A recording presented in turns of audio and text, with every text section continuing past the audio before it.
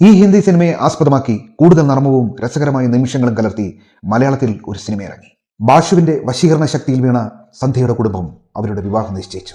ഹൃദയത്തിൽ കവിതകൾ നിറയുമ്പോൾ ചുണ്ടുകൾ മൗനത്താൽ തളയ്ക്കപ്പെടുന്ന വിചിത്രമായ അവസ്ഥ. നമസ്കാരം.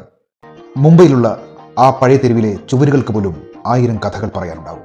തുരുമ്പിച്ച ജനലരികളും പരസ്പരം കൂർത്തുകിടക്കുന്ന അയകളും ഓരോ വാതിലിന് പിന്നിലും ഇടുങ്ങി ജീവിക്കുന്ന സാധാരണക്കാരായ മനുഷ്യരും ചേർന്ന ഒരു കൊച്ചുലോകം. അവിടെയാണ് രാജാറാം താമസിക്കുന്നത്. ജീവിതത്തിന്റെ തിരക്കുകളിലേക്ക് ഓടിക്കയറാൻ അറിയാത്ത ശാന്തമായ പുഴ പോലെ ഒഴുകുന്ന ഒരു മനുഷ്യൻ. രാജാറാമിന് സന്ധ്യയോടുള്ള പ്രണയം ആ തെരുവിലെ കുഞ്ഞുങ്ങൾക്ക് പോലും അറിയാമായിരുന്നു. അവൾ ബാൽക്കണിയിൽ വന്ന് നിൽക്കുമ്പോൾ ആൾക്കൂട്ടത്തിനിടയിൽ നിന്നും ഒന്നും മിണ്ടാൻ പോലും സാധിക്കാതെ അയാൾ അവളെ നോക്കി നിൽക്കും. ഹൃദയത്തിൽ കവിതകൾ നിറയുമ്പോൾ ചുണ്ടുകൾ മൗനത്താൽ തളയ്ക്കപ്പെടുന്ന വിചിത്രമായ അവസ്ഥ. എങ്കിലും ആ മൗനത്തിൽ ഒരു വലിയ സത്യസന്ധത ഉണ്ടായിരുന്നു. തന്റെ പ്രിയപ്പെട്ടവർക്കായി എന്ത് സഹായത്തിനും ഓടിയെത്തുന്ന രാജാറാം ആ തെരുവിലെ ഓരോ വീടിനും വെളിച്ചമായിരുന്നു. എന്നാൽ സുഹൃത്തായ ബാഷുവിന്റെ വരവ് ആ ശാന്തതയെ തകർത്തെറിഞ്ഞു. വസന്തകാലത്തെ കാറ്റനോണം ആർപ്പ് വിളികളോടെയാണ് അയാൾ എത്തിയത്. ബാഷുവിന്റെ വാക്കുകളിൽ മധുരം പുരട്ടിയ നുണകളുണ്ടായിരുന്നു. അയാൾ പറഞ്ഞു വെച്ച ഓരോ കഥയും ആ തെരുവിലെ മനുഷ്യർക്ക് സ്വപ്നതുല്യമായിരുന്നു. വലിയ നഗരത്തിലെ ഉന്നത ജീവിതവും അധികാരത്തിന്റെ തണലും തനിക്കുണ്ടെന്ന് അയാൾ അവരെ പറഞ്ഞു വിശ്വസിച്ചു. മിന്നിത്തിളങ്ങിയ ആ വർത്തമാനത്തിൽ സന്ധ്യയുടെ മനസ്സും അറിയാതെ ഉലഞ്ഞുപോയി. രാജാറാം വർഷങ്ങളായി തപസ്സിരുന്ന് കത്ത് സൂക്ഷിച്ച സ്നേഹത്തിന്റെ പൂന്തോട്ടത്തിലേക്ക് ബാഷു ഒരു കൊടുങ്കാറ്റായി കടന്നു ചെന്നു. ബാഷുവിന്റെ ഓരോ ചുവടും തട്ടിപ്പുകൾ കൊണ്ട് പടുത്തുയർത്തിയതായിരുന്നു. രാജാറാമിന്റെ ഓഫീസിലും അയാൾ തന്റെ മാന്ത്രിക വാക്കുകൾ കൊണ്ട് എല്ലാവരെയും കയ്യിലെടുത്തു. ഒരേ സമയം പല ഹൃദയങ്ങളെ സ്നേഹം നടിച്ച് മുറിവേൽപ്പിക്കാൻ അയാൾക്ക് ഒരു മടിയുമില്ലായിരുന്നു. ബാഷുവിന്റെ വശീകരണ ശക്തിയിൽ വീണ സന്ധ്യയുടെ കുടുംബം അവരുടെ വിവാഹം ഉറപ്പിച്ചു. രാജാറാം അപ്പോഴും നിശബ്ദനായി ഒഴിഞ്ഞു മാറി നിന്നു. തന്റെ പ്രിയപ്പെട്ടവരുടെ സന്തോഷത്തിന് തടസ്സമാകരുതെന്ന് അയാൾ വിചാരിച്ചു. വിവാഹത്തിന്റെ അന്ന് ആ തെരുവ് മുഴുവൻ ആഘോഷത്തിമിർപ്പിലായി.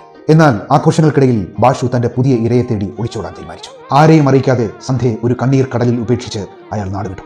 തെരുവ് മുഴുവൻ ഞെട്ടിത്തെരിച്ചു. സന്ധ്യയുടെ സ്വപ്നങ്ങൾ തകർന്നുപോയ ആ നിമിഷം ലോകം അവരെ നോക്കി പരിഹസിക്കുമെന്ന് എല്ലാവരും കരുതി. പക്ഷേ ആ ഇരുട്ടിലേക്ക് ഒരു നെയ്വിളക്കിന്റെ വെളിച്ചം പോലെ രാജാറാം കടന്നു ചെന്നു.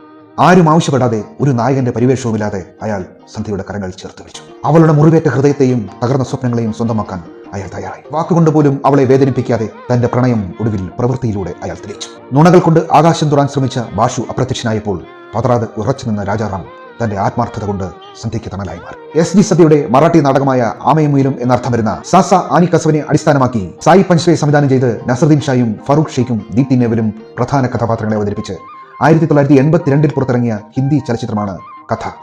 ഈ ഹിന്ദി സിനിമയെ ആസ്പദമാക്കി കൂടുതൽ നർമ്മവും രസകരമായ നിമിഷങ്ങളും കലർത്തി മലയാളത്തിൽ ഒരു സിനിമ ഇറങ്ങി. ശ്രീനിവാസന്റെ രചനയിൽ പ്രിയദർശൻ സംവിധാനം ചെയ്ത് മോഹൻലാലും ശ്രീനിവാസനും ജഗദീഷ് ശ്രീകുമാറും രഞ്ജിനിയും കുതിരവട്ടം പപ്പുവും നെടുമുടി വേണുവും തിക്കുറിശി സുകുമാരൻ നായരും പ്രധാന കഥാപാത്രങ്ങളെ അവതരിപ്പിച്ച 7 ആർട്സിന് വേണ്ടി GP വിജയകുമാർ നിർമ്മിച്ച് 1988 ജനുവരി 29 പുറത്തിറങ്ങിയ 149 മിനിറ്റുകളുള്ള മനോഹര ചലച്ചിത്രം മുകുന്ദേട്ട സുമിത്ര വിളിക്കും.